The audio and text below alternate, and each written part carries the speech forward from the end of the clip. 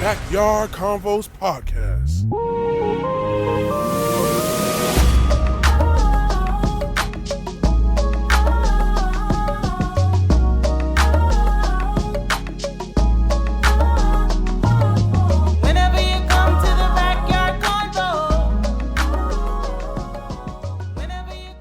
So that's why it is important for us as fathers that we need to know who we are. Yeah.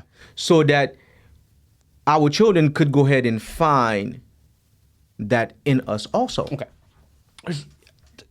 To piggyback on that point, there's an idea of, I've always believed that in order to be a good leader, you have to be a good follower. Oh, yeah. You cannot lead well until you can follow, because the moment you were a good follower, you understand the plight of those that are following you as a leader. Absolutely. So if you want to see a good pastor, find a good associate pastor. Yeah. If you want to see a good associate pastor, find a man who was possibly a good deacon, who knew how to deal with the people. Absolutely. So it makes sense that way. In the same token that, as a father, if you want to be a good father, you have to have been fathered well. Yes. So to those of us who maybe didn't have that role model of the physical father, we can now, honestly, and it's the truth of it, substitute the spiritual father for the physical father that we didn't have. So now we get to the point now that we can come in, and those of us who begin to look at our relationship with God, once you can learn to build a good relationship with God, it will help you in fathering. So to the young man who maybe have that question, and I've had that question posed to me on many forums after we've spoken about something like that. Boss, how do I become a good father? How do I become a better father? And it's like, well, pretty much that should be something that's for the most part instilled in you through your father. Well, Boss, I didn't really have a father. Well, you know what? That's what God is. I am. And I remember I heard a pastor friend of mine, Pastor John Joseph, amazing speaker. Absolutely. Amazing speaker. Yes. He said something once, and then I remember having said it in the message. And I don't know if he said it first or if I said it first, but I remember just identifying, just really resonating with me. He says, God says, He is the great I am. I am that I am. And this is in Exodus, he said that. Yeah. And it's the idea that I'm a substitute. I am what you need. So essentially, I am the father you're lacking. So to those of us who can't father well because we didn't have a father to emulate after, then we need to get to the point that we can begin to look to God for the principles of fatherhood. Who is the source? Who is the perfect father? Before he created everything, there were lots of preparations he needed before he created his child. Absolutely. Created the sun, moon, a garden, everything created. Food. And then he provided. And after providing them the physical, what they would need, he gave them instruction, told them what to do and what not to do. So it is that basic idea of the father. We have to understand that, okay, some of that instruction that I just gave right there, that's instinctive. You get that from your father. Yeah. And then, speaking of which, that's my father. You get that from your father. Yeah. But if not, understand that it is available in God. And the church has to be able to stress to these fathers that being a good father is part of what you are placed on this world to do. Absolutely. And don't you notice that a real father provides a sense of legacy? Because even the Bible tells us that a good father lives in inheritance for his children's children. So a real father You're preaching now. You're preaching. doesn't only provide for their children, but also for you must give your children something that is substantial enough to be able to have to even pass on to their children's children. Okay, I want to. That's generational.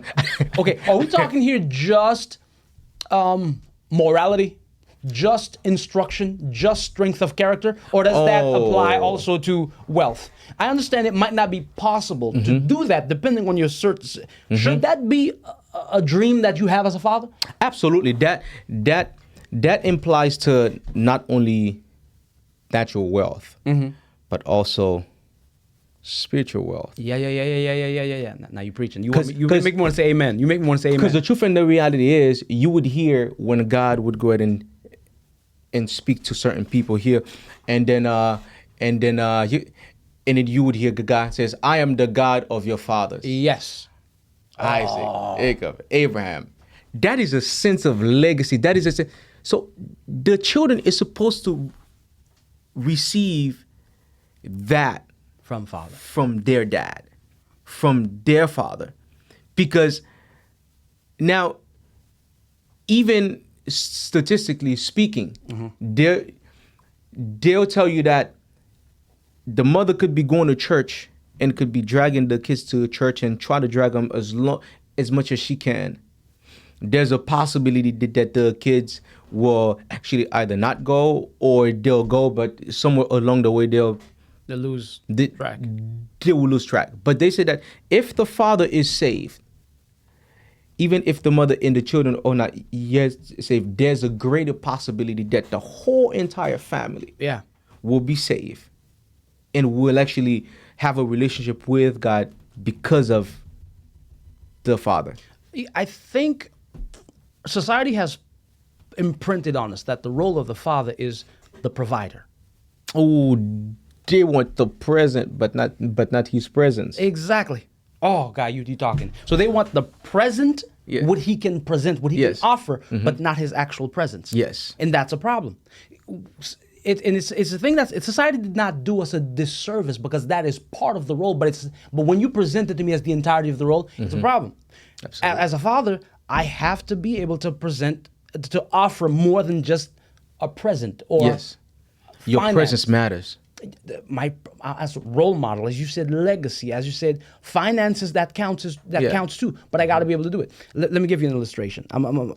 My wife is a way more docile individual than I am. Very cool, calm, collected. She can get mad and all that. I do my stupidness. I do my fair share of dumb stuff, and she gets mad. But for the most part, however, there's a certain response that my children have to me. Absolutely. To my presence that they don't have to her. Oh my goodness. And part of it, Pas, is big difference. During 2020, during the pandemic, my son had a terrible time with school, sir. Terrible. He could not read. He was in the first grade, second grade, he could not read. Had a terrible time in second grade because in the first grade he had to take online homeschooling. Tough days. He didn't adjust to that well. Tough days, man. So you tell my son he's got to read something, he starts crying right then and there. My he God. knows he can't do it. He's frustrated. He's hurt. And my wife was not working at the time, but I'm working. Because her job had shut down, mine hadn't shut down. So they considered me an essential worker, although I didn't feel essential. My pay wasn't essential, just my work was. And so I was at work. And so I would come home to find my wife in one corner frustrated, my son in another corner crying, frustrated because she would try to teach him and he just could not respond. What a beautiful sight to see. Man, you come home to I've just worked between 9 and 12 hours. I come home and man. Job is not done yet. Job's not done. Nope. Yeah. Full time. I did the providing. That's why I went to work. Yeah. But now my presence, my instruction has to come in. So I come in, and this is how it would work. I would come in, quickly jump into the shower, take like a 2.5 minute shower. It wasn't a real shower. It's called just getting sweat and grime off you. And just better than me, man. Better than me, man. I got to take my time and relax a little bit. I got to relax. I was like, please, man, so, I got to clear my head. All right, wipe down. I jump on my bed. And I called my son. Sit down. I pick him up. I put him on my stomach. And I have the laptop right next to me. He's sitting on my stomach the entire time. Literally within your stomach? Yeah, literally on my stomach. He's not a very big guy. He's like his dad. He's not a big man. He's literally sitting on my stomach. And it's like, yo, turn around. Let's figure this out. And we're sounding things out one by one. My son just tested. He's not at the end of his third grade. He just tested. Yes, sir. He got a 5 for the fast test, which is a reading fast test, which is the maximum score you can get. And he got a 5 for the math portion of it. Fantastic. Now, to me, I'm right there. He called me up. I called him up. I was gonna pick him up. He has a phone. He called me up and he's like, "Dad, Dad, you never believe what happened. Guess." I'm like, "Bro, I'm not gonna guess. Just tell me what happened." He's like, "Dad, guess." I'm like, "Bro, I'm not gonna guess. I'm about to hang up the phone. Tell me what happened." He's like, "Dad, I got a 5 on my ELA, my fast ELA reading. I don't remember exactly the wording. My reading test." And I remember in the car, I didn't let him hear it. But I'm in the car. I'm crying. I'm so proud. It's like, yo, you invest. I can only imagine. Yo, I'm straight crying. I am not afraid to tell you. Man, when you it comes to cried. my Man, you kids, swell up. Man, you just, I was man, huge in my you- car. My car was not big enough to hold me. It's important for the children to understand daddy cares. It's not just about me l'argent. It's not just about me. You have food. You have a house. But in the smaller details of your life, I am there, and that is not often taught in our culture. And our church should be a position where our daddies could learn that, and sometimes they're not because they're learning about Dim. That's it. So we have to come in culturally and understand right now in this day and age, you can't be just the provider of the house anymore. You need to. There's way too many traps. There's way too many devices, man, out there that are there to literally grab the attention of our children, and which causes a lot of damage. Yeah. So you cannot just let the YouTube or this tablet to be able to Raise your teach it. kid for you? No, I mean, you have to interact, man. You have to find out what are they watching. You have to. At times, there are things that my daughter is asking me. I'm like, what the heck would I even care about this thing? But at the end of the day, man, I have to sit there, man, and figure out what she's interested in, and what I need to filter out of it. But hey, this is not something that will be beneficial for you. I don't think this is good, and I think you should watch something else instead. And I saw a teacher who posted this because it's prom season. It's towards the end of the year, and you would see all over social media that those parents are going all out for their kids. I mean, I'm talking about the Rolls Royce, the Bentley, the Mercedes Benz. They're going all out. They spending money. I mean, they look beautiful. They look fantastic. And this teacher made a post and said, "Hey, I wish that those parents would put the same effort that they put in for one day, for one event, for prom or for their 8th grade dance.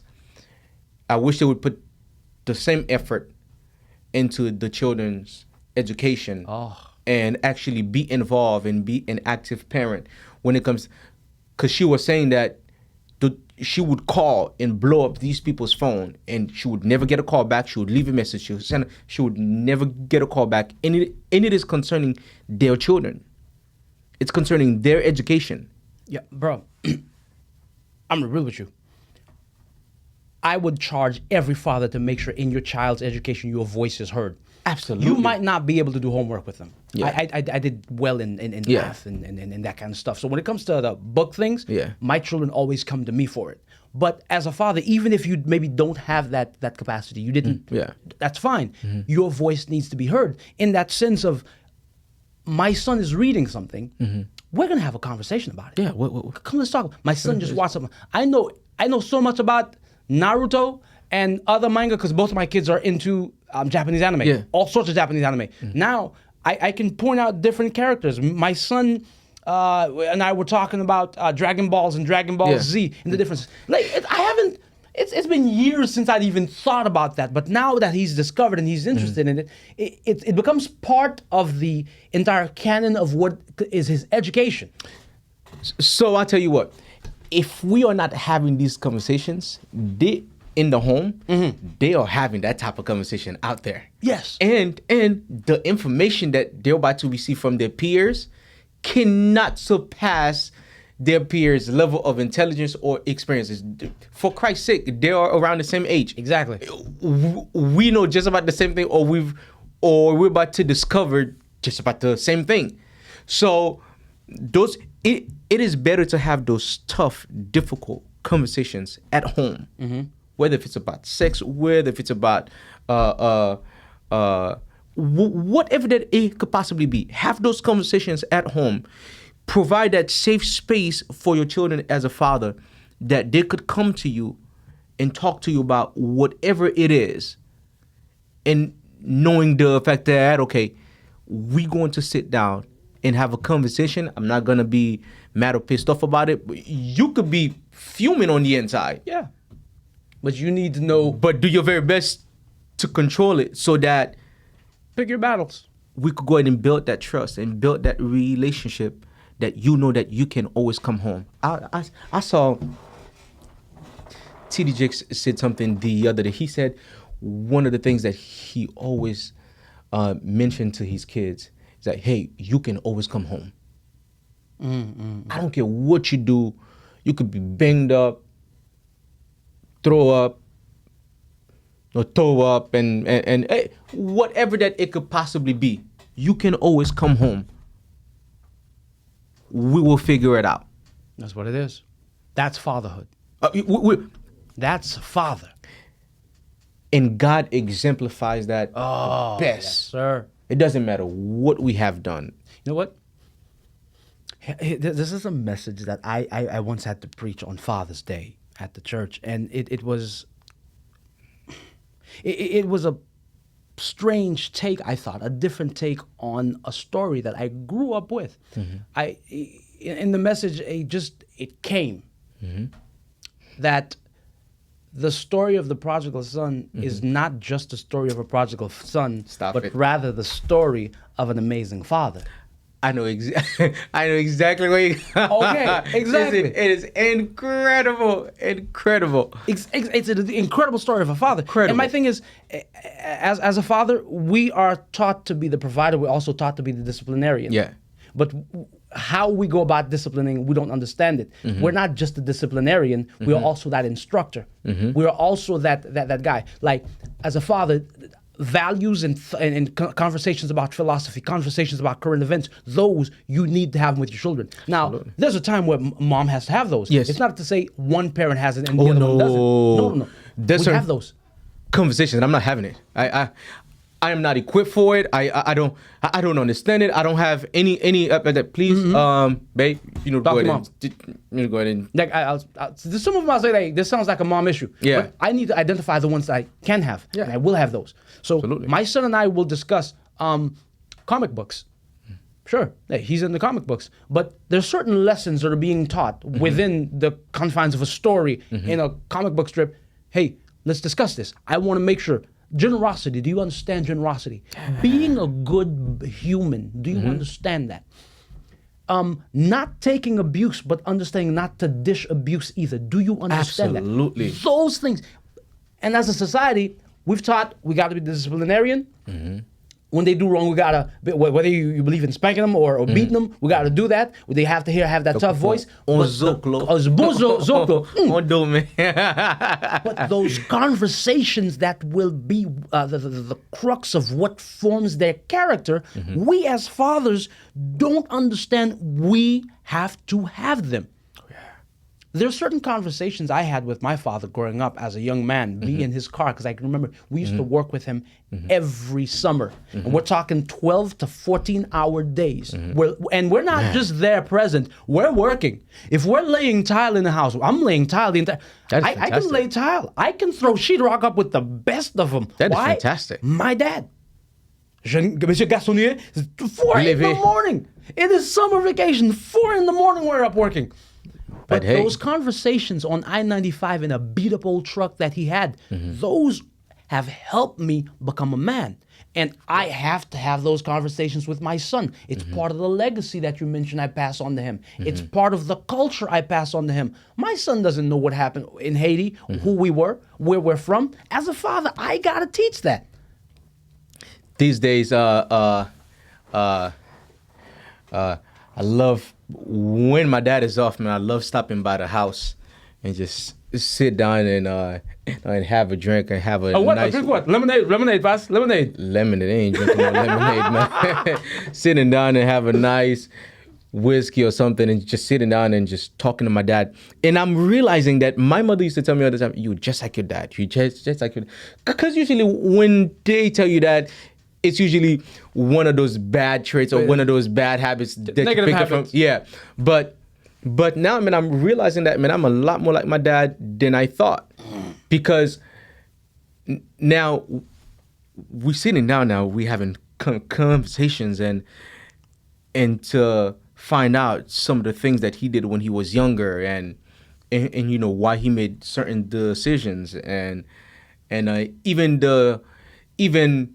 ministerial work that he did when he was younger that I had no idea about. Strange enough, I knew. Yeah, I knew. Yeah, had no idea about. I had no idea that he was that active in ministry, and I'm doing the same thing now. Mm-hmm. I didn't even know. So, but it's one of those things I tell kids now or young people. Please be a little bit more gracious, yes, sir, towards your parents, because with what they had, I believe that they did their absolute best.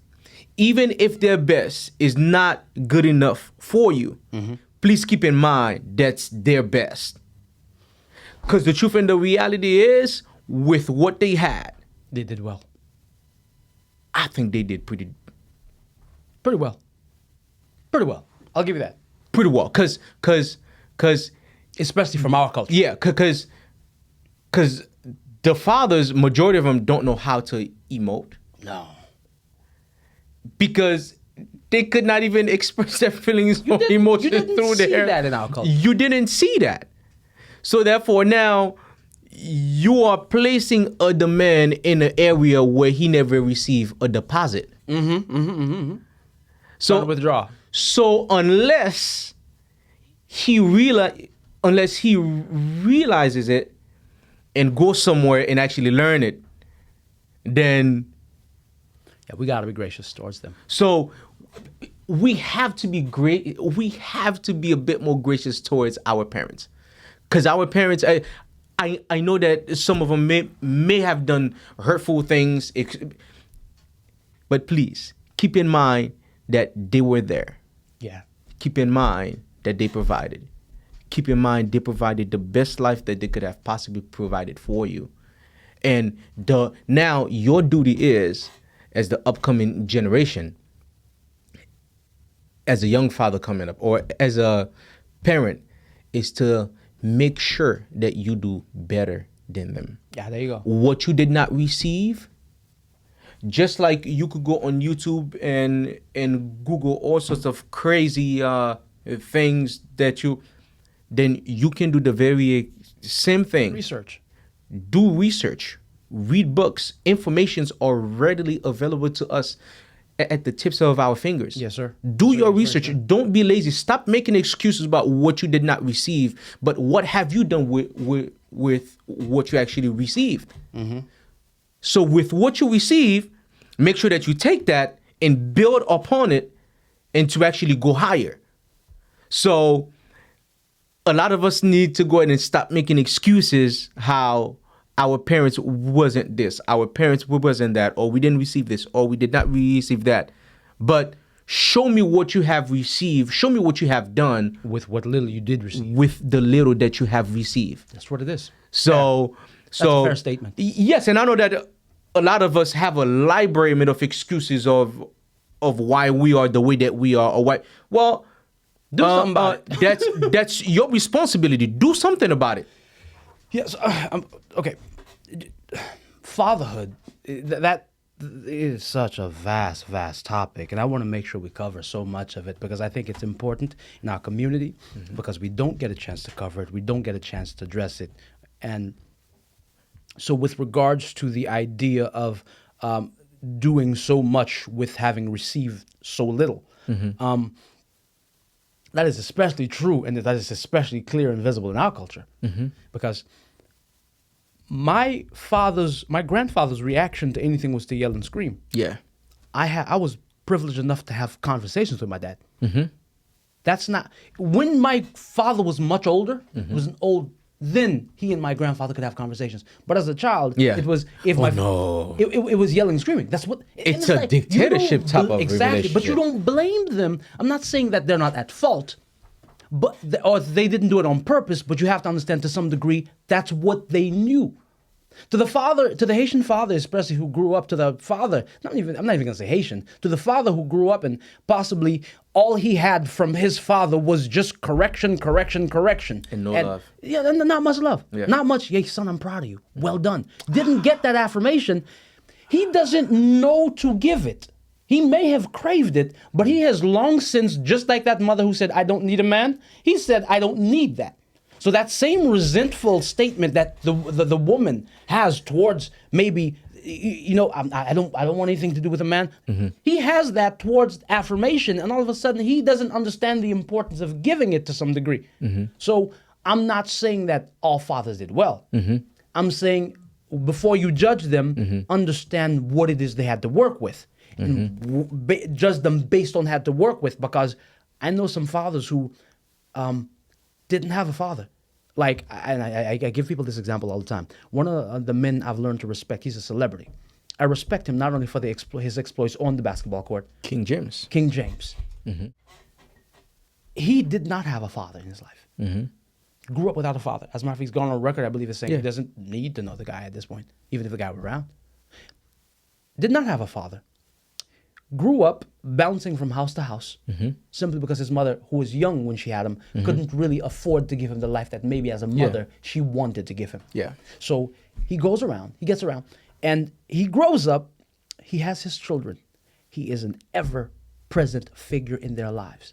Has not been in a lick of trouble with the law that you can tell. I'm not saying maybe That we know of. That we know of. Yeah. Has been to that we know of an amazing husband to his wife. He has been, as far as you can tell, from a distance, Yes. as good a father as you can tell. But you look, he didn't have that example. That man I give amazing credit to. You know, there are people, well, for instance, you and I can come from the same neighborhood, had the same odds against us, and experienced the exact same trauma or issues, and the response is completely different. So there are people, the fact that they did not have it, they know what it feels like to not have it. So therefore, they would go above and beyond to make sure that their kids doesn't go without what they were actually desiring or what they actually needed or wanted. Yeah, that's very. So therefore, I think we should not only encourage those who had a role model or who had a great father that was there, but those who didn't have one, who's still doing it. Oh yeah, man. You know what I'm saying? And regardless of the fact that they've made mistakes, who still decided to stay the course. In spite of their shortcomings, who still decided to be there. I got a quick story for you, and then we'll wrap this up. So this is how important it is actually for a father to actually tell their kids how much they're proud of them and how much they love them. So I got married young, doing well, I'm working hard, and wife was pregnant, gave birth to our first child, and I'm doing my very best. I'm maintaining the household. I am working my butt off, and one day, man, I came from work, man. I think I had to work a 12, probably a 14-hour shift. I was out of the house for a long time, and I came home. I opened the door slowly to make sure that nobody in the house actually hear that I came in. I was so tired, man, and exhausted. And I sat there, man, on a couch, cried like a baby in fetal position. All I wanted to hear was that, son, I'm proud of you. I got that. Mind you, I'm doing well. I've never gotten myself into some trouble, and I've done my very best to maintain the name of the family, and all I wanted to hear, I'm doing what I'm supposed to do. But I just wanted an affirmation from my dad. Yeah, son, you taking care of your house. Son, I'm proud of you. I didn't get it then, but I got it later on in life.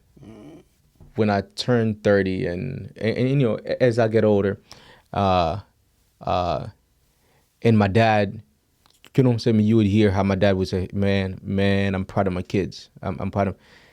It's not that he was not proud. But to emote. But to emote it was something different. It's not that your father doesn't love you or is not proud of you.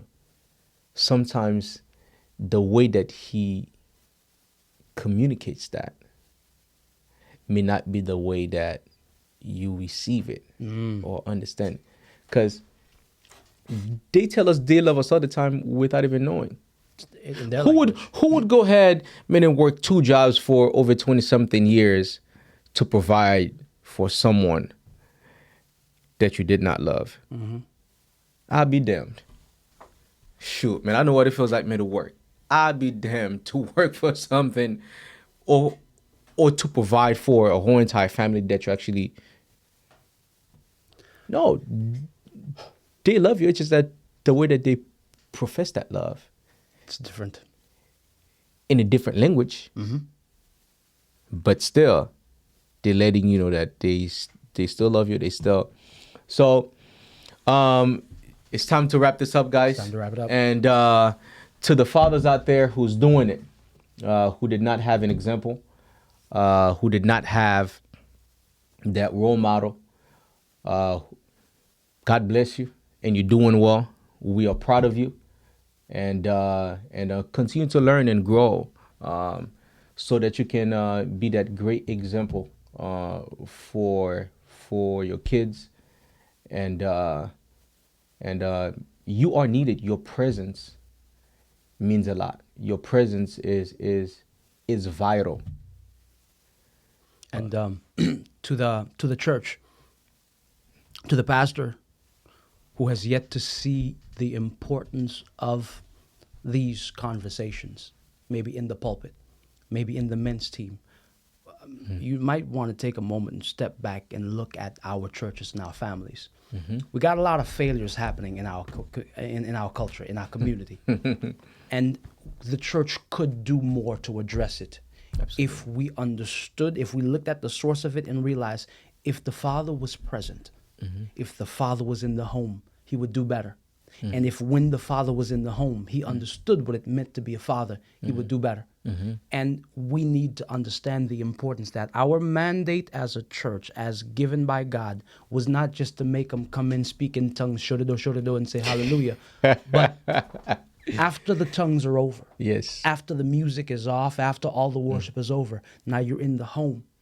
You have to be able to preach a message without opening the Bible, without saying a word about the name of God. But being a father is preaching such a potent message to that family. Your lifestyle alone. You empower the wife. Yes. You empower and enable those kids to grow. Oh my goodness. We need that. We need the church to teach and preach that lifestyle to the fathers. Absolutely.